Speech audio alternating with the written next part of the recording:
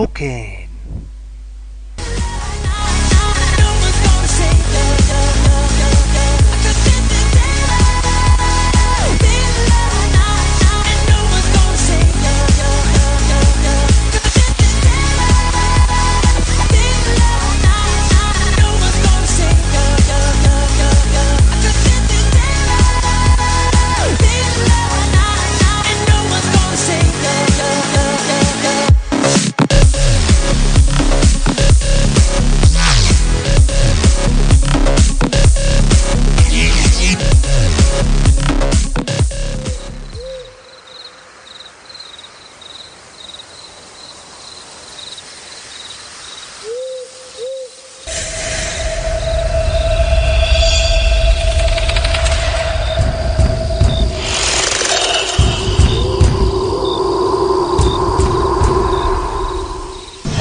Stories with Vortex.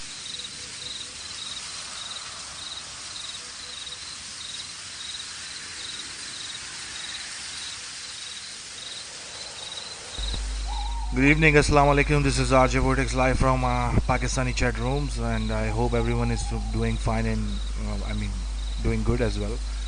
And I hope आप सब लोग ठीक होंगे, खैरियत से होंगे और अपने आपके जो घर वाले हैं वो भी ठीक ठाक होंगे और आपकी लाइफ जो है वो अच्छी चल रही होगी। और मेरी दुआ है कि अल्लाह पाक आपको सेहत और लंबी उम्र दे और आपके घर वालों में अगर कोई बीमार है तो उनको भी शिफा दे, आमीन। वेलकम कहते हैं यहाँ पे तमाम लोगों को जिन लोगों ने मुझे वेलकम किया, स्पेशल थैंक्स आप सबका।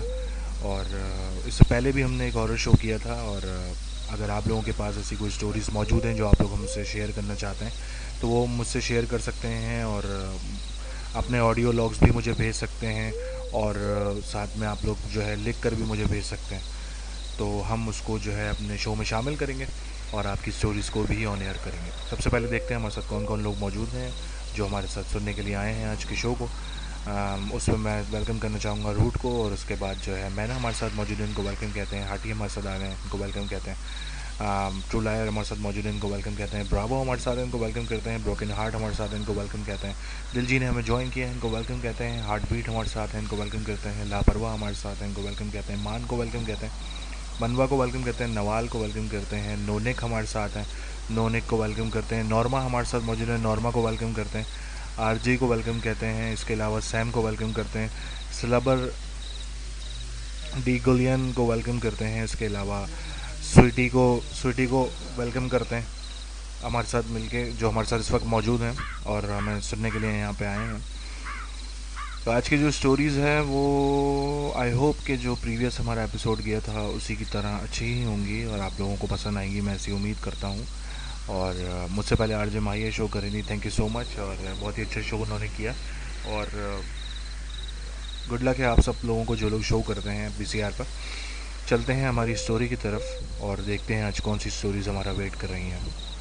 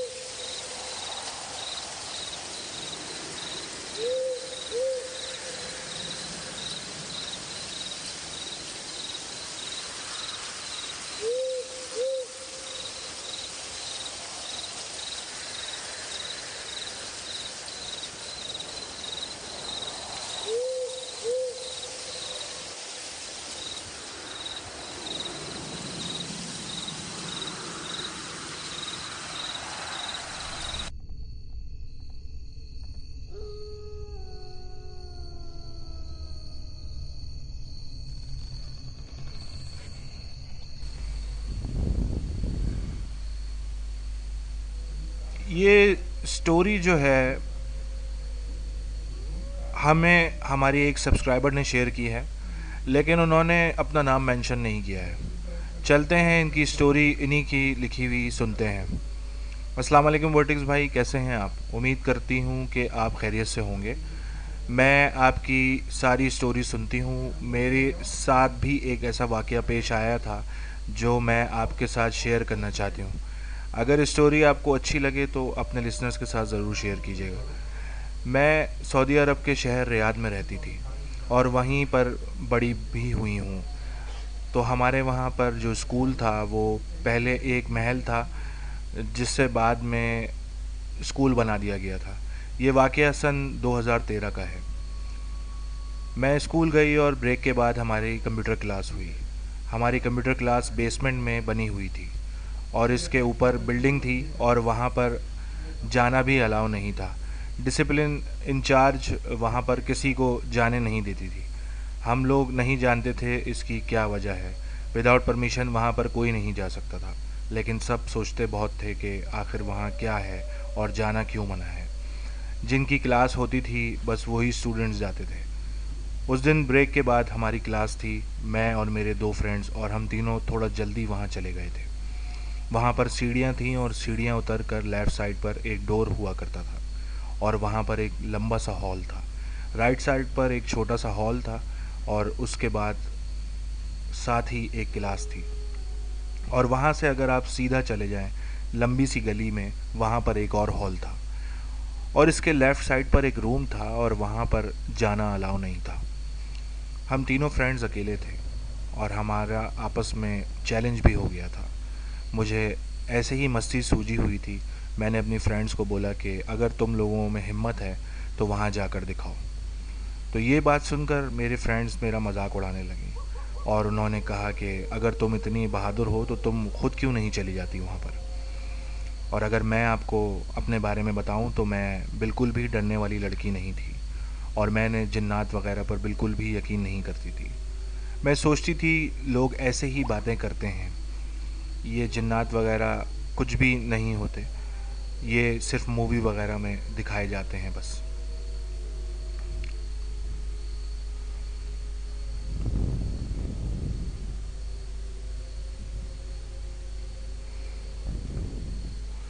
तो वाकया मेरे लिए एक जो हुआ मेरे साथ वो एक सबक था। मैं इन चीज़ों से बिल्कुल भी नहीं घबराती थी और ना ही डरती थी।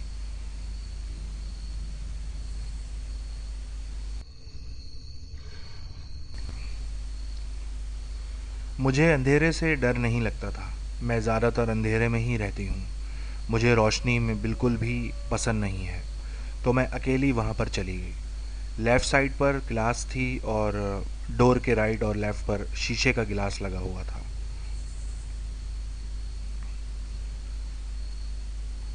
और उस गिलास यानी जो लगा हुआ था और उसमें से एक गिलास जो है वो टूटा हुआ था और वहाँ पर घुप अंधेरा था, बहुत ही गहरा, मानो जैसे कि मैं खो गई थी वहाँ पर। पता नहीं मैं वहाँ क्या देख रही थी, क्या सोच रही थी, कुछ समझ नहीं आया। तकरीबन 2 से 3 मिनट गुजरे थे और मैंने पीछे मुड़कर देखा तो मेरी फ्रेंड्स वहाँ से जा चुकी थी। मतलब वो मेरे सामने ही थी मगर मुझसे काफ़ी दूर थी। मैंने कहा मैं यहाँ रहकर क्या करूँगी, मैं भी चलती हूँ। मैं वहाँ से निकलने लगी। यकीन करें जैसे कि मैंने बताया कि वहाँ एक छोटा सा हॉल था। मैंने वहाँ से एक कदम बाहर निकाला और मैं जाने लगी तो मुझे ऐसा लगा कि वहाँ पर किसी का एक बहुत ही भारी सा पैर था। मुझे नज़र नहीं आ रहा था लेकिन महसूस कर पा रही थी कि कोई है पीछे। वो तकरीबन 7 से 8 फीट का पाँव था और मेरा और उसका करीब 1 इंच का फासला था बस। मेरी जान निकल गई और मैं बहुत ज़्यादा घबरा गई और भागती हुई वहाँ से निकल गई और मैं सीधा अपने फ्रेंड्स के पास चली गई। मेरा पूरा जिस्म कांप रहा था और मेरी दोस्तों ने मुझसे पूछा कि तुम्हें क्या हुआ है, तुम ठीक हो? अभी तो तुम बिल्कुल ठीक थी। मैं अपने दोस्तों को बताना चाह रही थी कि मेरे साथ क्या हुआ है, लेकिन मैं बोल नहीं पा रही थी कि मुझे क्या हुआ है और मैं क्या फ़ील कर रही हूँ। फिर मैंने पानी वगैरह पिया और थोड़ा रिलैक्स हुई और अपने दोस्तों को बताया कि मेरे साथ ये वाक़या हुआ है। तो मेरी दोस्तों ने मेरा मजाक उड़ाना शुरू कर दिया कि पहले तो तुम बहुत बोल रही थी और अब तो तुम खुद ऐसी हरकतें करके हमें डराने की कोशिश कर रही हो। फिर मैंने कहा ऐसा तो कुछ नहीं होता, हो सकता है मेरा वहम हो। मैंने ऐसे ही इग्नोर किया और हम तीनों दोस्त कंप्यूटर क्लास के लिए चले गए। क्लास जब स्टार्ट हुई तो हमारी टीचर हमको लेक्चर दे रही थी और मेरा फुल माइंड और ध्यान वहीं उस हॉल में था जहाँ मेरे साथ वो पाँव वाला सीन हुआ था। वो क्या था, कौन था, या फिर मेरा वहम था, ये सब कुछ मेरे दिमाग पे चल रहा था। फिर मैंने इस चीज़ को इग्नोर कर दिया। वो दिन गुज़र गया और मैं घर आ गई और मेरी जो बाकी क्लास फेलोज़ थीं उनको भी ये स्टोरी पता चल चुकी थी। तो अगले दिन जब मैं स्कूल गई तो मैं कंप्यूटर क्लास की लड़कियों को, जो कि 10-15 थीं, उन्होंने कहा कि हम भी जाएंगे और उस साइट पर देखेंगे कि वहाँ क्या है, पर लेकिन टीचर्स के आने से पहले ही जाएंगे ताकि किसी को पता ना चले। तो वो लोग वहाँ पर चली गईं। तो वहाँ पर बहुत सारी पिक्चर्स लगी हुई थी जो हमारे स्कूल इवेंट्स होते हैं उन सारे इवेंट्स की पिक्चर थी। वहाँ पर हमें नहीं पता था कि वो पिक्चर्स वहाँ पर क्या कर रही थी। तो सब लड़कियों ने वो पिक्चर्स उठाना शुरू कर दी और मैं वो सब देख रही थी। मैंने कोई पिक्चर नहीं उठाई और फिर छुट्टी के बाद मैं घर वापस आ गई। तो मेरे माइंड में आया कि याद के तौर पर मुझे भी एक पिक्चर रखनी चाहिए। वहाँ पर जितनी भी पिक्चर्स थीं वो तकरीबन लड़कियों ने उठा ली थीं। तो मैंने सोचा हो सकता है मुझे भी कोई पिक्चर मिल जाए। अगले दिन मैंने अपनी फ्रेंड को बोला कि मुझे भी पिक्चर चाहिए, तुम लोग मेरे साथ चलो। और उनमें से एक का नाम सना था और एक का नाम नूरा था। मेरी फ्रेंड्स ने कहा कि हम तो वहाँ नहीं जा सकते। सना थोड़ी बहादुर थी जबकि नूरा थोड़ी सी डरपोक थी। नूरा ने मना किया साफ और ये कह दिया कि मैं वहाँ नहीं जा सकती क्योंकि वो डर रही थी। तो उसने मना कर दिया कि मैं तो बिल्कुल नहीं जाऊँगी। मैंने सना को आखिरकार मना लिया। उसने कहा ठीक है, मैं तुम्हारे साथ चलूँगी। मैंने नूरा को कहा कि तुम गेट के बाहर ही रुकना, अगर कोई आए तो तुम हमें बता देना। मैंने घर पर बोला था कि आज मुझे वापस आने में थोड़ी देर हो जाएगी। स्कूल की छुट्टी हो चुकी थी और काफ़ी बच्चे जा चुके थे। हम लोग भी साइड पर चले गए और वहाँ पर गए तो हमने नूरा को बाहर खड़ा कर दिया और मैं और सना अंदर चले गए। हम लोग वहाँ पर गए तो हमें ऐसा लगा कि शायद हमारा ही इंतज़ार हो रहा था, क्योंकि वहाँ पर अगेन से पिक्चर्स पड़ी हुई थी और हमने ये सब देखकर यही सोचा कि ये सब क्या था। हमें कुछ समझ नहीं आया क्योंकि वहाँ पर कोई आता जाता तो था नहीं। सना को भी बहुत ज़्यादा डर लगने लगा। उसने कहा कि अगर यहाँ पर वाकई कोई जिन्नात हैं तो मैंने ये सुना है कि पहले हमें सलाम करना चाहिए और उनसे इजाज़त लेनी चाहिए। खैर मैं यकीन नहीं करती इन चीज़ों पर। मैंने कहा कि ठीक है, हम सलाम कर लेते हैं। हमने सलाम किया, उनसे इजाज़त ली कि क्या हम ये पिक्चर्स उठा सकते हैं यहाँ से, अगर आप इजाज़त दें तो। जैसा कि मैंने आपको पहले भी बताया कि वहाँ पर कोई आता जाता नहीं था, लेकिन इस दिन वो डोर ओपन था। जिस दिन उन लड़कियों ने पिक्चर्स उठाई थी उस दिन वो डोर ओपन नहीं था, लेकिन इस दिन ये डोर ओपन था और वहाँ पर बहुत ज़्यादा अंधेरा था। वहाँ पर एक पिक्चर थी जो आधी इस रूम के अंदर थी और आधी बाहर निकली हुई थी, और बाकी जो कुछ पिक्चर्स थीं वो कुछ टेबल पर पड़ी हुई थी और कुछ ऐसे ही नीचे ज़मीन पर गिरी हुई थी। तो हमने वो सारी पिक्चर्स उठा ली।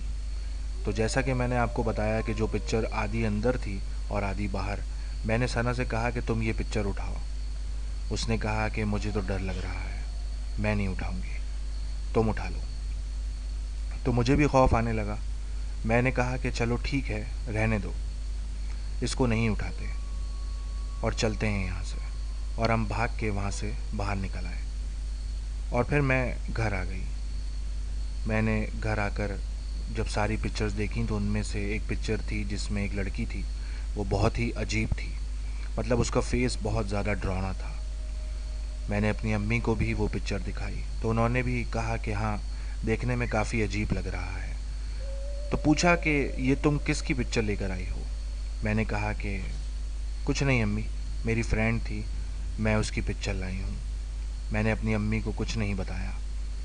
खैर मैंने वो पिक्चर्स अपने बैग में रख दी और मैं वो बैग अपने लॉकर में रख देती हूँ। और फिर वो दिन भी गुज़र गया। अगले दिन जब मैं स्कूल गई तो उस दिन हमारा टेस्ट था, तो मैं वहाँ पर ही चली गई और मैं वहाँ पर जाकर खड़ी हो गई। मैं उस जगह पर नहीं गई थी, लेकिन मैं अपने क्लासरूम के हॉल के बाहर खड़ी थी। मैं अक्सर वहाँ पर जाकर खड़े होकर अपना टेस्ट याद करती थी, लेकिन इससे पहले कभी मेरे साथ कोई ऐसा वाक़या पेश नहीं आया।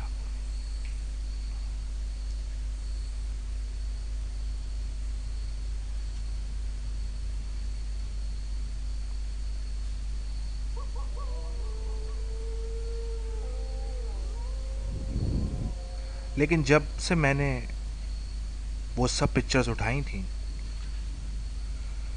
जब से मेरे साथ ये सब कुछ होना शुरू हो गया। मुझे ढोल बजने की आवाज़ आने लगी। मुझे लगा कि ऊपर क्लासरूम में बच्चे हैं, वो शायद डेस्क वगैरह या फिर चेयर्स वगैरह खींच रहे होंगे। तो उनकी आवाज़ आ रही थी और आवाज़ उसी साइड से आ रही थी।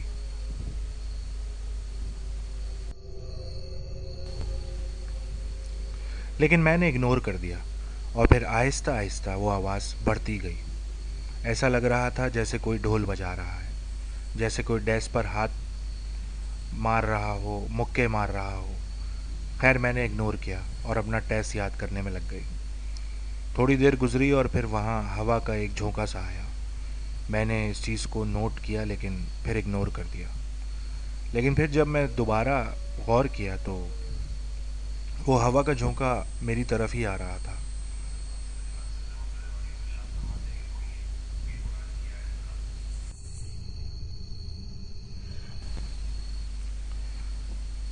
मैं बहुत ज़्यादा डर गई।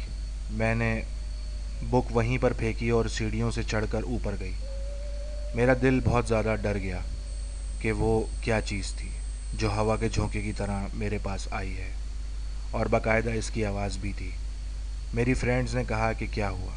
मैंने कहा कि ये फिर से मेरा मजाक उड़ाएंगी, इसलिए मैंने सोचा कि कुछ भी नहीं। मैंने उनसे सिंपल सा कहा कि कुछ भी नहीं हुआ। मैं दोबारा से नीचे गई और अपनी बुक उठाई और वहाँ पर 4-5 लड़कियाँ आ गईं। तो इनमें से किसी ने एक लड़की के बाल खींचे, जिसका इन सब से कोई ताल्लुक़ नहीं था। उसने कहा कि किसी ने मेरी चुटिया खींची है। तो सब लड़कियों ने कहा कि तुम्हारे पीछे तो कोई है ही नहीं, तुम्हारी चोटी किसने खींची है। इस तरह वो दिन भी गुजर गया और मैं घर आ गई। और इसके बाद मेरे साथ वाक़यात बहुत ज़्यादा बढ़ने लगे। जैसे कि मैंने आपको पहले भी बताया था कि मुझे अंधेरे में रहना बहुत पसंद है। तो मैं रूम का दरवाज़ा बंद करके फुल अंधेरा करके उसमें टहल रही थी कि किसी ने बहुत ज़्यादा ज़ोर से मेरी कमीज़ को नीचे से पकड़कर खींचा। तो मैं चीख मार कर रूम से बाहर भाग गई। रूम की राइट साइड पर किचन था, वहाँ अम्मी काम कर रही थी। एकदम से डर कर आ गई। उन्होंने पूछा कि क्या हुआ। तो मैंने कहा अम्मी, मेरे साथ ये वाक़या हुआ है। तो मैं और अम्मी एक साथ उस कमरे में आए और आकर मैंने पूछा, कोई है यहाँ पर? लेकिन कोई नहीं बोला। तो अम्मी ने कहा कि यहाँ पर कौन आएगा जो तुम्हारी कमीज़ खींचेगा, और वो इसको इग्नोर करके चली गई। लेकिन मुझे शक हो गया था कि कोई तो है और मैं बहुत बुरे तरीके से फंस चुकी हूँ। उस दिन का वाक़या है कि अब्बू रूम में आए और मैं बैठकर पढ़ रही थी और मैं ड्राइंग रूम में बैठी हुई थी। तो किसी ने मेन डोर की कुंडी हिलाई। तो मैंने जाकर देखा तो वहाँ पर कोई नहीं था। तो इन्हें लगा कि शायद मेरा वहम है, और वो जैसे ही पीछे मुड़ी तो किसी ने बहुत ज़ोर से दरवाज़ा बजाया। तो अम्मी ने दरवाज़ा खोल दिया कि शायद कोई बच्चा है जो मस्ती कर रहा है। लेकिन वहाँ पर कोई भी नहीं था। अम्मी डर गईं और वो मेरे पास आईं। अम्मी ने कहा कि थोड़ी देर पहले तुम्हारे साथ ये वाक़या हुआ और अब मेरे साथ ये सब हो रहा है। तो मुझे गुस्सा आ गया और मैंने जाकर वॉशरूम वगैरह और हर जगह चेक किया कि शायद इसका कोई वजूद मुझे मिल जाए, लेकिन कुछ नहीं था। मैं जाकर हॉल में बैठ गई और मैं उस चीज़ का वेट करने लगी। मैंने उनसे बोला कि मुझे पता है कि तुम मेरे पास मौजूद हो और मुझे देख रहे हो, और मेरी ही किसी गलती की वजह से तुम लोग मेरे पीछे आए हो। लेकिन मैंने जो भी किया है तुम्हें नुकसान पहुंचाने के लिए नहीं किया है। लेकिन मेरे साथ ये खेल बंद करो। तुम जो कोई भी हो, मेरे सामने आकर मुझसे बात करो। मैंने 15-20 मिनट बैठकर वहाँ पर इंतज़ार किया, लेकिन मुझे कुछ भी फील नहीं हुआ, और ना ही उस चीज़ ने अपना वजूद ज़ाहिर किया। ना ही कोई ऐसी हरकत हुई कि जिससे मुझे पता चले कि वो मुझे सुन रहे हैं। खैर, और फिर मैंने अपने बेडरूम में वापस चली गई और दोबारा से स्टडी करने लगी। तो जब रात हुई तो हमारी थर्सडे और फ्राइडे की छुट्टी होती थी स्कूल की, सऊदीया में। अब्बू तो जॉब पर जाते थे और मैं ब्लैंकेट ओढ़कर सो रही थी। वहाँ पर सुबह के 7 बजे का टाइम था और एसी चल रहा था, और मुझे फ़ील हुआ कि मेरे पास शेर मौजूद है। मैं बाकायदा जाग रही हूँ और वो शेर मुझे सूंघ रहा है।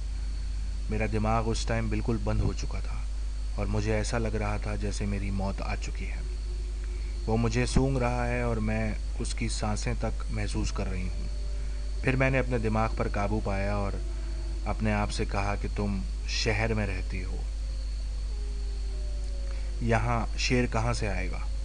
फिर मैंने एकदम से ब्लैंकेट हटाया और मैंने इधर उधर देखा तो कुछ भी नहीं था। तकरीबन 1 घंटा लगा मुझे अपने आप को संभालने में। खैर, वो दिन भी गुजर गया और फिर उसी रात को एक और वाक़या हुआ। मैं अभी जाग ही रही थी, सोई नहीं थी, और मुझे ऐसा लगा कि कोई चीज़ मेरे ऊपर आई है। वो चीज़ बहुत ही भारी है और उसने मेरा गला दबाया हुआ है। मैंने अपने मुंह पर ब्लैंकेट लिया हुआ था और मुझे नहीं पता था कि वो क्या चीज़ थी, और मेरे माइंड में आ रहा था कि ये जो भी चीज़ है बहुत ज़्यादा ख़तरनाक है, क्योंकि वो मुझे अलग अलग तरीके से डिस्टर्ब कर रही थी। और फिर मैंने सूरतें वगैरह पढ़ना शुरू कर दी। मैं इतना ज़्यादा डर गई थी कि एसी चलने के बावजूद भी मुझे पसीना आ रहा था। मेरा पूरा जिस्म ठंडा हो गया, मेरा दिल बहुत ज़्यादा घबरा रहा था, और मैंने एकदम से ब्लैंकेट हटाया और देखा तो वहाँ पर कुछ भी नहीं था। लेकिन मैं समझ चुकी थी कि मेरे साथ जो भी वाक़यात हो रहे हैं वो सब उन पिक्चर्स की वजह से हो रहे हैं। खैर, जैसे तैसे मैं वो रात गुजारी मैंने, और कैसे गुजारी वो मुझे ही पता है। सुबह हुई तो मैंने वो सारी पिक्चर्स उठाई और स्कूल की तरफ निकल गई। मैंने कहा कि मैं इन पिक्चर्स को वहीं छोड़ कर आऊँगी जहाँ से मैंने उठाई थी। लेकिन मेरा यकीन करें, वो जो सीढ़ियों के नीचे वाला डोर था वो मुकम्मल स्कूल वालों ने बंद कर दिया था। और हम सब के लिए हैरानकुन बात ये थी कि हमारी कंप्यूटर क्लास ही चेंज कर दी गई है। सबका यही सवाल था कि आखिर रातों रात ये क्या हुआ है कि इन्होंने ये डोर बंद कर दिया। किसी को कुछ पता नहीं चला ये किसने ये डोर बंद किया है और बंद करके लॉक किया है, बल्कि इसमें लकड़ी ठोक कर इसको बंद कर दिया गया था, यानी सील्ड कर दिया गया था, और उस पर भी दीवार बना दी गई थी वहाँ पर ताकि कोई अंदर जा ही ना सके। मैं इतनी ज़्यादा परेशान हुई कि ये वाक़यात मेरे साथ बहुत पेश आ रहे हैं। मैंने कहा कि अब मैं ये पिक्चर्स का क्या करूँगी, मैं इन्हें कहाँ पर लेकर जाऊँ, कहाँ पर रखूँ। अगर मैं इनको जला दूँ तो मुझे नुकसान है, अगर मैं इनको पढ़ूँ और देखूँ कि कौन है, या फाड़ के फेंक दूँ तो भी मुझे नुकसान है। मैं इनको वहाँ पर भी नहीं पहुँचा सकती थी जहाँ से मैं इनको लाई थी। मैं क्या करूँ। खैर, मेरे हालात बहुत बुरे होने लगे, यानी कि हमारे घर के हालात। और मैंने पिक्चर्स उठाकर अपने चैट के जो मैं कर रही थी अपने दोस्त के साथ उसके बराबर में ही रख दी। फिर मैंने उन पिक्चर्स को उठाकर एक कोने पर रख दिया और अल्लाह पर छोड़ दिया, वहीं स्कूल में। अब जो होगा देखा जाएगा। इसके बाद हालात इतने ज़्यादा ख़राब हो गए थे कि हमें पाकिस्तान आना पड़ा। हमें यहाँ आए हुए 5 से 6 साल हो गए हैं, लेकिन यहाँ पर मेरे साथ इस तरह का कोई वाक़या पेश नहीं आया। अल्लाह का शुक्र है। वो क्या था, क्यों था और क्यों हुआ, वो पिक्चर्स जो मैंने उठाई थी, क्या उनके साथ कोई जिन्नात थे, कोई असरात थे, क्या चीज़ थी, कुछ नहीं पता। खैर, इसके बाद हम लोग पाकिस्तान में सेटल हो गए। मेरा आपके लिसनर्स को यही पैगाम है कि कभी भी कुछ ऐसा ना करें जिसकी वजह से बाद में आपको नुकसान उठाना पड़े। कभी भी किसी सुनसान जगह पर ना जाएं और वहाँ पर मौजूद किसी भी चीज़ को ना छेड़ें, ना उठाएं, क्योंकि आप नहीं जानते कि इसकी वजह से आपको कितना नुकसान उठाना पड़ सकता है। तो ये थी मेरी छोटी सी स्टोरी। उम्मीद है आप सबको पसंद आई होगी। अल्लाह हाफ़िज़। आपका बहुत बहुत शुक्रिया कि आपने हमारे साथ स्टोरी शेयर की और आपने अपना नाम इसमें मेंशन नहीं किया है।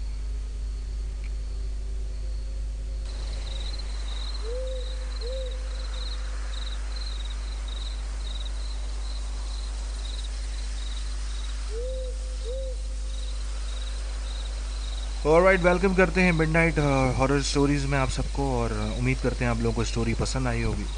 जितने भी न्यू लोगों ने हमें ज्वाइन किया है, जिसमें हीर शामिल है, मनवा है, इनको वेलकम कहते हैं। स्वीटी ने ज्वाइन किया है, साइमा वाई ने ज्वाइन किया, इनको वेलकम करते हैं। एंड वैम्पायर किल भी आ गए, इनको वेलकम करते हैं। तो थैंक यू सो मच आप सबका, आप लोगों ने सुनी, और आई होप आप लोगों की स्टोरी पसंद आई होगी और आप लोगों को अपना अपना स्कूल भी याद आ गया होगा कि कभी कोई ऐसा हादसा हुआ हो वहाँ पे जहाँ पर आपका स्कूल है और वहाँ पर ऐसा कोई वाक़या पेश आया हो जो आज भी आपको याद पड़ता हो और सुनकर खौफ आ जाता है उस टाइम का कि जिनके साथ भी ऐसा कुछ हुआ हो।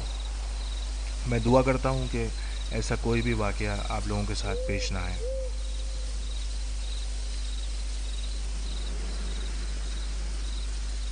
Thank you so much sweetie for saying nice show. और वैम्पायर किल ने हमें ज्वाइन किया, इनको वेलकम करते हैं।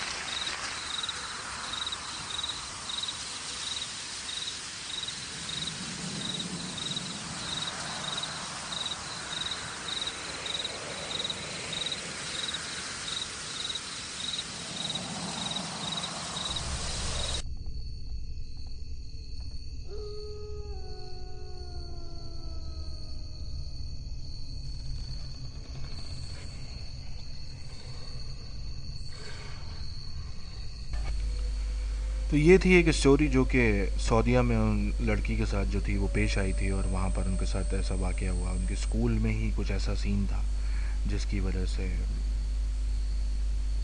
उस लड़की को काफ़ी सफ़र करना पड़ा। थैंक यू सो मच मैना। इसी तरह का एक और वाक़या हमारे साथ है, हमारे पास मौजूद है कि, और ये भी ट्रू बेस वाक़या उससे ज़्यादा है। हालांकि कोशिश यही होती है कि स्टोरी सारी ओरिजिनल ही हो जो लोग हमें भेजते हैं या हमसे शेयर करते हैं, लेकिन इसमें एक वाक़या और भी ऐड करेंगे यहाँ पे कि एक जगह है, कंट्री का नाम है ओमान, और वहाँ पर ये वाक़या पेश आया था। और ओमान का जो मेन कैपिटल है वो रुई है, और ये अरबिक मिडिल ईस्ट पे ही आता है। आप में से किसी को अगर नहीं पता तो पूरी डिटेल्स इसलिए समझा रहा हूँ। तो उधर एक सलाला भी एक उनके शहर का नाम है। तो वहाँ पर एक कब्र है जो सामरी जादूगर की है, और कहा जाता है वो अपने टाइम के जो है वो बहुत ज़्यादा मशहूर जादूगर गुज़रे हैं। मस्कत रुई एक ही जगह पर, एक ही प्लेस पर होते हैं। हाँ, मस्कत उसका कैपिटल ही है, राइट। तो ये वाक़या वहाँ पेश आया, और ये वहाँ शहर में नहीं आया, उस कैपिटल में नहीं आया। हाँ, तो एक गांव था वहाँ पे, उसका नाम थरमट था। वो थोड़ा सा रुई मस्कत से काफ़ी दूर था, और उस तरफ अगर हम जाएं तो उसके आगे सलाला आता है। अब हम इस चक्कर में तो रुक नहीं सकते कि कैपिटल क्या था, कौन था, सही था कि गलत था। कहानी सुननी है। खैर, तो सलाला में उनकी कब्र है, आज भी मौजूद है। बात हो रही है कि उस लेफ़्ट साइड पर भी वो जो सलाला है वो भी थोड़ा सा शहर टाइप का बना हुआ है, और इधर जो रुई या मस्कत है वो भी शहर टाइप का जो है वो बना हुआ है। मेन जो बीच में जो जगहें हैं उसमें वो गांव कहलाता है, और उस वक्त वो एरिया इतना डेवलप्ड नहीं था, मतलब वहाँ वो बना हुआ नहीं था। राइट। तो अब जो है, जो मुझे पता है वो सलाला ही बताया गया है। आई डोंट नो, मैं कभी गया नहीं विज़िट करने, लेकिन अगर मैं जाता तो मैं ज़रूर आपको एक्चुअल प्लेस बताता। ये मुझे किसी और ने भी कहा था कि वो कब्र कहीं और किसी सिटी में, एनीवेज वो जहाँ भी है, वाकया उसका नहीं है, वाकया कुछ और है। तो जब हम वहाँ, उस एक तरफ राइट पे भी शहर है जहाँ पर रूई मस्कत है, यहाँ पर जैसे ट्रू लाइन ने बताया, और लेफ़्ट साइड पर सलाला है। तो उसके बीच में जो गांव है थरमट जिसको हम कहते हैं, तो वहाँ पर ये फैमिली रहती थी। अब इनकी फैमिली में दो भाई थे और उनकी अम्मी अब्बू थे, और जिस घर में ये लोग रहते थे वो घर काफ़ी बड़ा था, मतलब 1000 गज का तो होगा जहाँ तक मुझे याद है। तो दोपहर का टाइम था, वहाँ पर एसी चल रहा था, और उनकी जो वालदा थी वो कोई कपड़े वगैरह डालने के लिए गई। तो कहा यह जाता है, जब उन लोगों को, जब ये वाक़या पेश आया था तो जिनसे पता चला था उन्होंने ये बताया था कि वहाँ पर एक जिन था जो सो रहा था, उस एसी के नीचे था, या आई डोंट नो। तो वो जब लेटा हुआ था तो उनका पाँव लग गया वालदा का, और जब वो लग गया तो उस वक्त तो कुछ नहीं हुआ, वो आकर नॉर्मली घर पर सो गई, या वो दिन गुजर गया जिस टाइम ये वाक़या पेश आया। उसके अगले दिन 7 बजे आई गेस ये चीज़ शुरू हुई, पैरानॉर्मल एक्टिविटीज़ शुरू हुई उनके घर में, कि उनकी जो वालदा थी वो उठकर जो है अजीब सी बातें करना शुरू हो गई। उन्होंने अपने बड़े बेटे से कहा कि उनके जो वालिद साहब थे वो सुबह 7 बजे जो है वो ऑफिस चले जाते थे या निकल जाते थे। राइट। अब वो तो चले गए, तो उनकी अम्मी जो थी उन्होंने उनसे कहा कि बेटा तेज़ आवाज़ में जो है ना वो म्यूज़िक प्ले कर दो, यानी टेप रिकॉर्डर था उनके घर पे, तो आप जो है ना तेज़ आवाज़ में म्यूज़िक प्ले कर दो। तो उन्होंने, उनके बेटे ने कर दिया कि जी कह रही हैं ये तो चलो कर देते हैं। अब वो प्ले का होने लगा, और मतलब म्यूज़िक बज रहा है, और वो देख रहे हैं भाई क्या कर रही हैं, अम्मी ने तो कभी सुना ही नहीं म्यूज़िक, और ये म्यूज़िक प्ले करने का क्यों कह रही हैं। खैर, उसके बाद उन्होंने कहा कि मुझे जो है ना वो छत पर लेके चलो। तो उनके दोनों बेटे जो हैं वो उनके साथ गए, उनका हाथ पकड़ के गए, और छत ऐसा था कि बस फर्स्ट, मतलब वो जो घर बना हुआ था उसके ऊपर ही छत थी। तो सीढ़ियाँ चढ़ के जब ऊपर गए तो अम्मी ने देखा वहाँ पे जाके उनकी, और नीचे झांकना शुरू किया छत से। तो कह रही हैं कि मुझे ना यहाँ से नीचे कूदने दो छत से, और मुझे नीचे जो है वो बहुत सारे फूल नज़र आ रहे हैं और बागात हैं बहुत बड़े बड़े, और मुझे बहुत अच्छा फील हो रहा है। तो उनके बच्चे छोटे तो थे, अराउंड 7-8 ईयर्स के होंगे, तो या 10 का भी होगा बड़ा वाला, ऐसे ही आसपास उम्र थी कोई।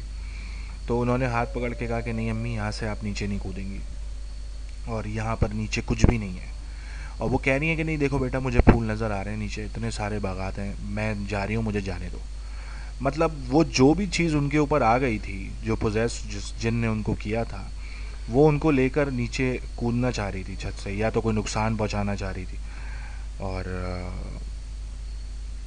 बड़ा मतलब एक बच्चे हैरान थे कि नीचे तो मट्टी, बिल्कुल कोई बागात कोई चीज़ है ही नहीं, एक कच्चा सा, मतलब पूरा एक फर्श बना हुआ है, मट्टी मट्टी उसमें पड़ी हुई है। तो फूल वगैरह तो कोई सवाल, एक फूल भी उसके पास नहीं था उस छत से जो नीचे नज़र आ रहा था उनको। खैर उन्होंने बड़ी मुश्किल से अम्मी को संभाला और हाथ पकड़ के नीचे ले आया कि नहीं आपको हम जाने नहीं दे रहे वहाँ पे, आप नीचे चलें। तो जब वो नीचे आ गई, अच्छा उस टाइम पे फ़ोन नहीं होते थे, ये वाक़या कोई है 94 का। तो उस वक्त जो है ना फ़ोन वगैरह नहीं, मोबाइल नहीं था उस टाइम, मोबाइल सेट नहीं था। तो हम, मतलब ये कह लें आपके, वो जो बच्चे थे वो अपने वालिद साहब से कांटेक्ट नहीं कर सकते थे। मासूम क्वीन ने हमें ज्वाइन किया, इनको वेलकम कहते हैं।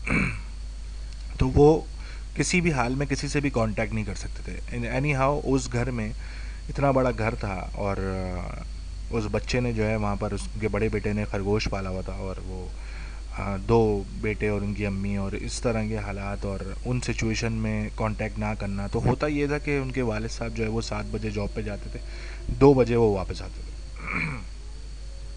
वो जो 7 बजे से लेके 2 बजे तक का जो टाइम था, जब फर्स्ट अटैक शुरू हुआ उन खातून के ऊपर, तो उन्होंने वो बातें करी जो बिल्कुल मतलब एक एबनॉर्मलिटी में आती हैं, यानी कि उसको हम समझ नहीं सकते कि क्या अब ये क्या कहेंगी। कि पहले उन्होंने कहा कि टेप में म्यूज़िक तेज़ चला दें, फिर वो ऊपर छत पे चली गई नीचे कूदने के लिए, वो वहाँ से कूदने नहीं दिया, वो लोग उनको लेकर नीचे आए। उसके बाद उन्होंने कहा कि मतलब कमरे में आ गए उनको लेके। अब बातें चलने लगी तो उन्होंने एकदम सब पहले थोड़ा खामोशी रही, फिर उसके बाद उनकी वालदा ने कहा कि बात सुनो। उनके बच्चों ने सुना तो कहने लगी देखो वो किचन है, यानी कि 2 रूम थे, और रूम के पास उनका किचन था। तो उन्होंने कहा कि किचन है और वहाँ जाकर देखो दरवाजे के पीछे कोई खड़ा हुआ है। तो बच्चे भी डर गए। उन्होंने कहा कि कौन खड़ा हो सकता है भाई। तो खैर जाकर देखा उनके बड़े बेटे ने, तो वहाँ पर कुछ भी नहीं था। और हालात और कंडीशन ऐसी हो चुकी थी कि घर के किसी भी कोने में वो दोनों जा रहे थे तो उनको खौफ आ रहा था कि यहाँ पर कुछ हो सकता है।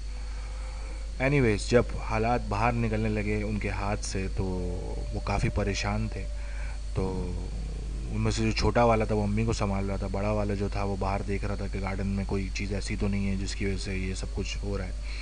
तो बहरहाल उनको कोई नज़र नहीं आया। 2 बजे, जब 2 बज गए तो बैल बजी घर की।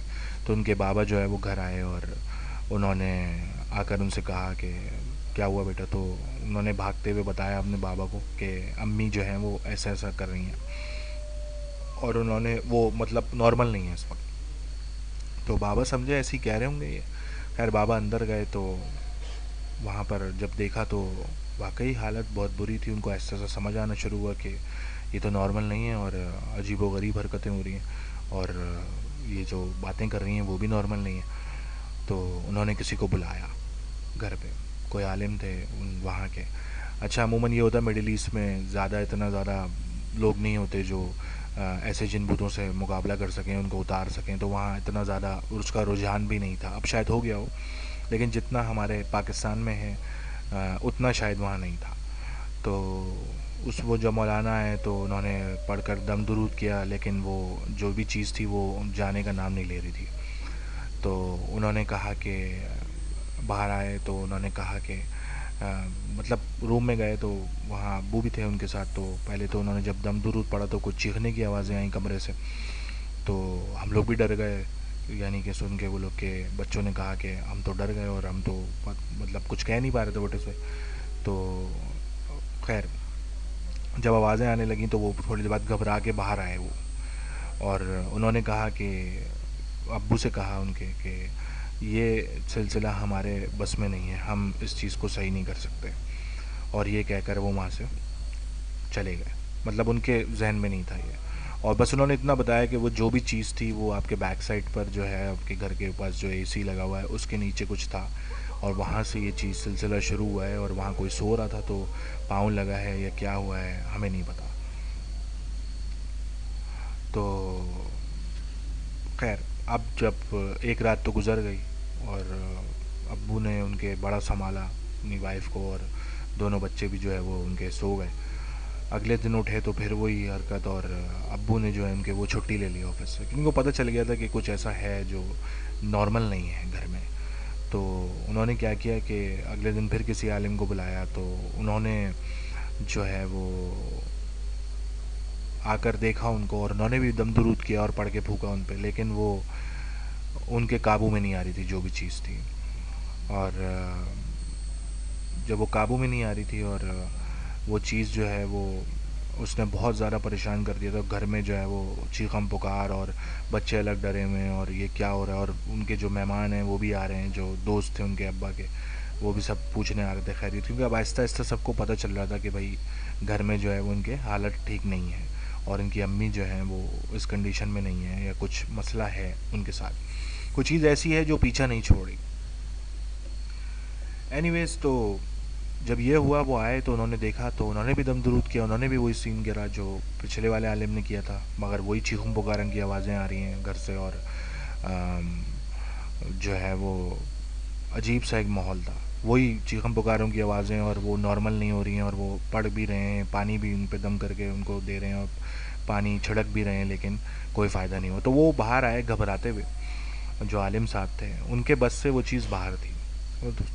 तो उन्होंने ये कहा कि देखें, मैं इसको सही तो नहीं कर सकता, वो काफ़ी पहुँचे हुए थे वो, तो मैं इनको सही नहीं कर सकता, और इनकी एक हदूद होती है, एक लिमिटेशन होती है इनकी, वो ये वहाँ तक रहते हैं, उसके बाद ये खुद ब खुद आपका पीछे छोड़ देते हैं, ये चले जाते हैं उस जगह से। अगर आप उस एरिया को क्रॉस कर जाएं, तो आप एक ही चीज़, एक ही कंडीशन में आपकी जो वाइफ हैं वो सही हो सकती हैं, उन्होंने बाबा को कहा उनके, और वो ये है कि आप इनको लेकर जो है ओमान से पाकिस्तान चले जाएं, तभी जो है वो इस चीज़ से आपकी जान छूटेगी, और कोई तरीका नहीं है इसका, क्योंकि वो जो भी चीज़ थी, उसका एक जो पोजेशन था वहाँ पे रहने का, वो यही था कि वो उस घर को छोड़ना नहीं चाहती थी जहाँ पे वो लोग रहते थे, या वो वहीं पे ही रहती थी, पाकिस्तान तक जाना उसके बस में नहीं था। तो उन्होंने ये कहा कि आप जो है वो शहर छोड़ दें, ये कंट्री छोड़ दें, और अपने मुल्क वापस चले जाएँ पाकिस्तान। यही एक चांस है कि ये सही हो सकती हैं। खैर, उनके वाले साहब ने बड़ी कोशिश की, कभी किसी आलिम के पास जा रहे हैं और लेके जा रहे हैं, उनको दिखा रहे हैं, चेकअप करा रहे हैं। उनके बच्चों को तो खैर इतना नहीं पता, उनमें से एक बच्चे ने ये शेयर की, और वो लेके जा रहे हैं, तो वापस आ रहे हैं, तब भी वही कंडीशन है, हालत और बिगड़ती जा रही थी उनकी वालदा की, और एंड में इतना हो गया था कि वो चेहरा उनका काफ़ी मुरझा गया था, और थोड़ा सा पर्पल कलर का हो गया था चेहरा उनका। तो जब इधर उधर लेके घूमे, और उनके वालिद साहब का मतलब जहाँ लेके गए तो कोई फ़ायदा नहीं हुआ, तो उन्होंने एंड में यही डिसाइड किया कि इनको हम यहाँ से ले जाएंगे, और एंड में डिसाइड ये किया कि हम पाकिस्तान ले जाएंगे इनको। तो अब सीन ये हुआ कि उन्होंने सबसे राब्ता किया, मशवरा किया, और यही डिसाइड करा उन्होंने छुट्टी लेके कि भाई मैं जॉब से छुट्टी ले रहा हूँ, और अपने बच्चों को लेके, अपनी बेगम को लेके मैं पाकिस्तान जा रहा हूँ, तो हो सकता है वहाँ पर हमें कोई ऑप्शन मिले और ये सही हो जाए। खैर, वो आखिरी रात थी जब वो लोग पाकिस्तान के लिए निकलने वाले थे, तो उनकी अम्मी की जो हालत थी वो और ज़्यादा ख़राब होती जा रही थी। मतलब पर्पल कलर नज़र आना चेहरे पर, और अजीबोगरीब हरकतें करना और बातें करना, और अगर उनके सामने कोई, मतलब वो उनके बच्चे लाइटर जला रहे हैं तो उनको दिखा रहे हैं, तो वो आग को बुझा रही हैं, और इस तरह का सीन। और अम, अगर हम कुरान पाक पढ़ रहे हैं उनके सामने खोल के, तो वो डर रही हैं उस चीज़ को देख के। और मतलब ज़ाहिर है ये चीज़ें तो डरती हैं ना ऐसे, मतलब जब आप आयत पढ़ते हैं तो वो आखिरी रात थी उस कंट्री में, वहाँ से उसको छोड़ने की, उस गांव में। तो उनके जो वालिद साहब थे, उनके दोस्त भी थे साथ उन, और वहाँ पर उन्होंने ये कहा कि फ़िलहाल इस घर से इनको बाहर निकालो, जिस घर में ये वाक़या पेश आया है वो घर छोड़ दो आप, और इनको हमारे घर पे ले आओ, और आज की जो रात है, कल तुम्हारी फ़्लाइट है, तो तुम इनको जो है वो यहाँ लेके रह लो। तो खैर, अब वो था भी उनका कोई बैरिक्स टाइप था, वो वहाँ की नेवी में थे, तो उनके कमरे बने हुए थे। तो वहाँ उनको रखा, और रात भर जो है वो जागते रहे, और ऐसा कुछ नहीं हुआ कि मतलब सो पाई हों ज़रा सा भी उनकी वालदा। तो रात में जब ये हुआ, तो कोई भी नहीं सो पा रहा था उनकी फैमिली में, और ये पैरानॉर्मल एक्टिविटीज़ चले आ रही थी मुस्तकिल, और बहुत ज़्यादा हालत ख़राब हो गई थी। तो एंड में बस ये हुआ कि उनको जो है वो एकदम, उनकी वालदा को एक दौरा पड़ा, और उन्होंने उठ के जो है वो ज़ोर से जो है एक थप्पड़ जो है वो रसीद कर दिया अपने हस्बैंड के मुंह पे। तो उस जस्ट लाइक कि यार ये क्या हुआ अचानक से। तो फिर वो एकदम से, या तो वो उसका आखिरी वो था जो भी चीज़ उनके ऊपर थी, उसने अटैक किया उनके ऊपर, और जब थप्पड़ वगैरह मारा तो फिर उनको बाकायदा पकड़ा गया, उनके हाथ को संभाला गया उनको। तो अजीब व गरीब ये हरकत हुई। और उसके बाद जो है वो जब उनको वॉशरूम वगैरह लेके जाना था तो वो उन्होंने वहाँ नहीं गई, उन्होंने वहीं पर जो है उनके रूम में ही जो है वॉशरूम हो गया था। और वो कोई जब वो पास हुआ, और ज़्यादातर तो यूरिन ही होता है, तो जब उसका कलर देखा तो वो पर्पल कलर का था। उन्होंने ये डिसाइड किया और वो हैरान हो गए। उन्होंने कहा यार ये तो कभी हमने ऐसा तो देखा ही नहीं है ज़िंदगी में। तो वो लास्ट अटैक था जो उस जिन ने जो है वो उन पर किया था। आफ्टर वेरी अर्ली मॉर्निंग जब वो लोग वहाँ से गए और फ्लाइट वगैरह का उनका टाइम हुआ तो उनको बड़ी मुश्किलों से संभाला, उनको दम दुरूद करके उनको सुलाया। तो सुबह वो मतलब इतना ज़्यादा नहीं था, मतलब रात में ज़्यादा हालत बहुत ख़राब हो जाती थी ऐसा था, और दिन जब होता था तो फिर वो सारी चीज़ें नॉर्मल हो जाती थी। तो जब सुबह हुई तो वो एक एडवांटेज मिला उनको कि वहाँ से निकलने का, कि एज सून एज़ पॉसिबल जो हालात जिस तरह ख़राब हो रहे हैं और कंडीशन आउट ऑफ वे जा रही है और हमारे कंट्रोल से बाहर है, तो उन्होंने उनको लिया और सीधा एयरपोर्ट के लिए निकले। तो एयरपोर्ट के लिए जब वो लोग निकले तो सब कुछ नॉर्मल था। उन लोगों ने फ़्लाइट पकड़ी और वो लोग निकल के जहाज़ में वहाँ से चले गए और बैठ के। और ये एक एक्सपीरियंस ट्रू बेस वाक़या आप लोगों को इसलिए सुना रहा हूँ कि ये कॉमेडी नहीं है, ये एक ऐसा एक्सपीरियंस है जो किसी फैमिली के साथ पेश आया। और वहाँ पर जो है उन पर जो अपनी आप बीती होता है ना, बाज़ों का जिनके घरों में ये होता है वो शेयर नहीं कर सकते किसी से चीज़ें, और लोगों को पता भी नहीं होता। तो जिनके घर में अगर ऐसा कुछ हो जाए तो उनको पहले से पता हो, तो इस वजह से हमने इस चीज़ को शेयर करना ज़रूरी समझा आपके साथ, कि आप लोग इस चीज़ से भी लर्न करें, या एक्सपीरियंस अल्लाह ना करे कभी किसी के साथ हो, क्योंकि ये चीज़ें बता के नहीं होती हैं। तो हमने जो है वो जब ही आपके साथ ये वाक़या शेयर किया, तो खैर जब सुबह हुई तो उन्होंने उनको पासपोर्ट वगैरह लेकर वो लोग एयरपोर्ट के लिए निकल गए अपने बच्चों के साथ, और वो बड़े परेशान थे उनके वालिद साहब। तो जब उनको लेकर आए हैं और वहाँ से किसी का वाक़या है जो किसी पर भी बीत भी सकता है, अल्लाह ना करे कभी। तो जब उनको लेकर आए हैं, आधा रास्ता जब गुज़रा, जहाज़ में ही थे वो लोग, तो सब कुछ नॉर्मल होना शुरू हो गया। यानी उनकी मामा जो है वो ठीक होने लगी, और अपनी जो उनकी एक ट्रू आइडेंटिटी थी जिस पर वो बात करती थी, या नॉर्मलाइज होने लगी, आहिस्ता आहिस्ता वो वापस आने लगी। लेकिन फिर भी आलिम साहब ने ये कहा था कि वहाँ जब जाओ तो उनको किसी को दिखाना ताकि ये सही हो जाए। तो जब वो वहाँ से उतरी हैं तो नॉर्मल बिहेव कर रही थी। जब आई हैं वहाँ से कराची पहुँच गए वो लोग, और जब वो आए हैं तो उनके जो वालिद साहब हैं वो अपने भाई के साथ गए, उन्होंने उनको दिखाया किसी आलिम को। जब वहाँ से आए तो वो काफ़ी हद तक बेटर फील कर रही थी। वो जो भी चीज़ थी उन्होंने उस इतनी बुरी तरीके से उनको जकड़ा हुआ था कि वो अपने आप में ही नहीं थी। तभी वो पैरानॉर्मल एक्टिविटीज़ में यूँ कह रहा हूँ कि वो अजीबोगरीब हरकतें कर रही थी जो आउट ऑफ रेंज जा रही थी, कि एक नॉर्मल बंदा जो है, एक नॉर्मल ह्यूमन बीइंग जो है वो ये सब नहीं करता। ऐसा लग रहा था कि उनके अंदर कोई है जो ऐसी हरकतें कर रहा है, या अपने होने का एहसास दिला रहा है उस फैमिली को। तो जब वो यहाँ पहुँचे तो खैर वो किसी आलिम के पास गए, उन्होंने पढ़कर दम दुरूद किया और वो सही हो गई, ठीक हो गई। एंड आफ्टर दैट वो नॉर्मल रूटीन में आ गई, नॉर्मल लाइफ में आ गई अपने। और फिर दोबारा ऐसा कोई वाक़या पेश नहीं आया कि वो चीज़ ज़ाहिर हुई हो दोबारा उन पे। तो वो एक बहुत ज़्यादा टफ़, एक टाइट कंडीशन थी और एक पोजेशन था उस चीज़ का, उस जिन का, कि वो छोड़ नहीं रहा था उनका साथ। तो ऐसे काफ़ी लोग मेरी लाइफ में और भी देखने को आए जब मैं कभी किसी मज़ार वगैरह पे गया विज़िट करने। तो आप लोगों ने तो फ़िल्मों में ये चीज़ देखी होगी कि किसी लड़की पे कोई भूत आ गया और वो उसको छोड़ नहीं रहा और वो चिल्ला रही है और वो अजीबोगरीब हरकतें कर रही है। लेकिन ये लाइव एक्सपीरियंस उनके साथ हुआ। और प्लस मैं जब उस मज़ार पे गया तो उस लड़की, जो छोटी सी बच्ची होगी तकरीबन अराउंड उसकी 15-16 ईयर्स एज होगी, वो आई और उसने उस मज़ार के जो ग्रिल थी उसको जब पकड़ा है, उसकी आंखों में से पट्टी उतारी है। पट्टी बांध के लाते हैं कि दिखे ना उनको, जो भी चीज़ है वो वहीं पे ख़त्म हो जाए।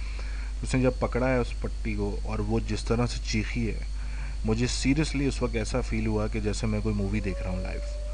और थोड़ी देर बाद वो खामोश हुई है, उसको वो लोग लेके गए वहाँ से उठा के, और इस तरह का उनका वाक़या पेश आया। तो ये जो वाक़या पेश आया था ये उससे थोड़ा सा रिलेटेड था कि उसको भी पोजेस किया हुआ था उस जिन ने, उसके ऊपर जो भी था, और वो ऐसी जगहें, ऐसी चीज़ें जो हैं वो ऐसी जगहों पे आके वीक हो जाती हैं, या चली जाती हैं, या फिर जान नहीं छोड़ती हैं तो फिर आहिस्ता आहिस्ता छोड़ती हैं। तो इस तरह का वाक़यात हुए थे। तो वो नॉर्मल नहीं रहता इंसान इस कंडीशन में, तो वो इस तरह की हरकतें करता है। तो उसको संभालना बहुत मुश्किल हो जाता है इंसान के लिए। और बहुत से ऐसे लोग अब भी हैं जो इस तरह से सही नहीं हो पाए हैं, उनके ऊपर कोई ना कोई है।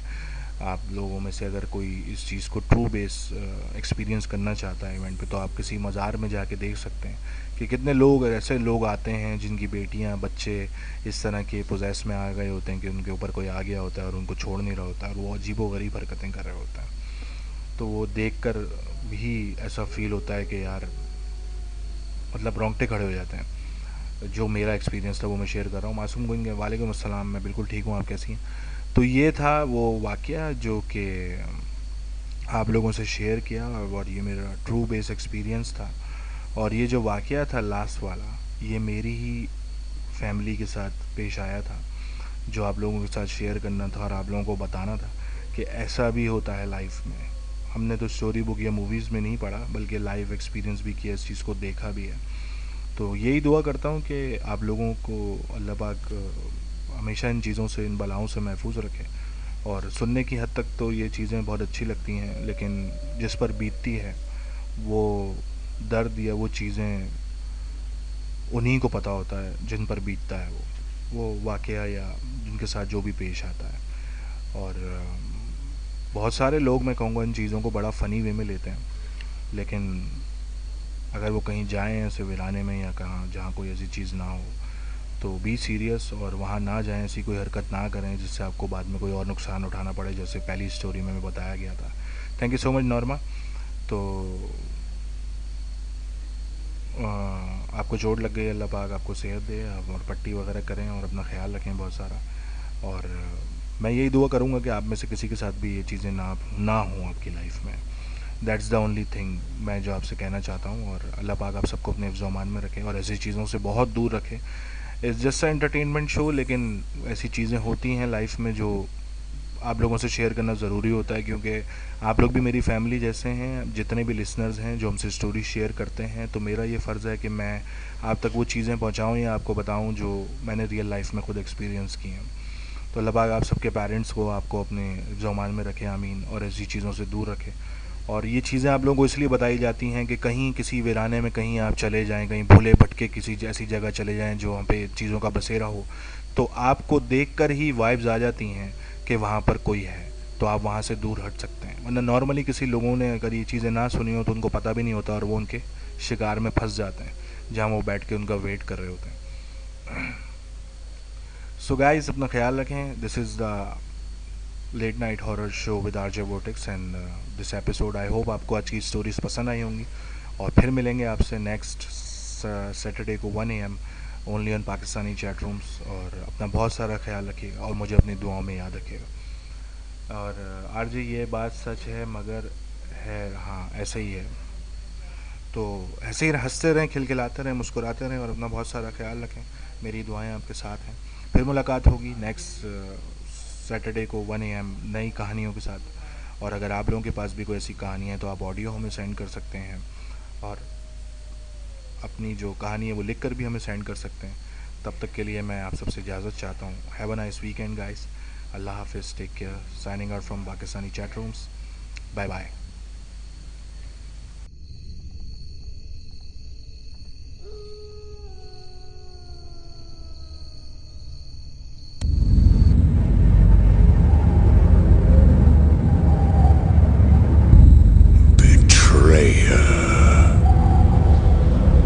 In truth, it was I who was betrayed.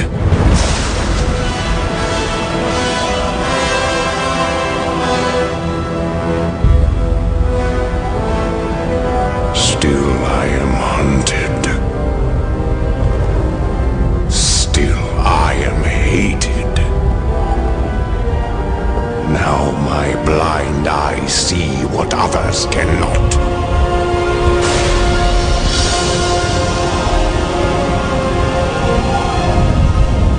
That sometimes the hand of fate must be forced.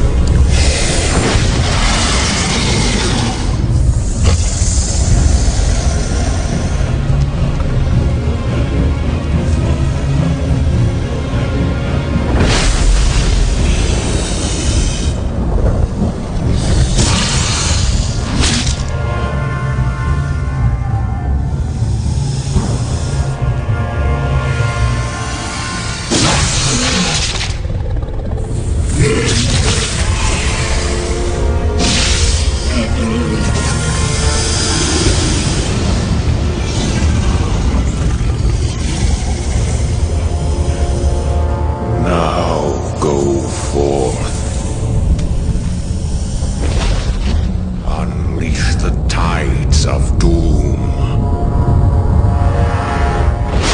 upon all those who would oppose us.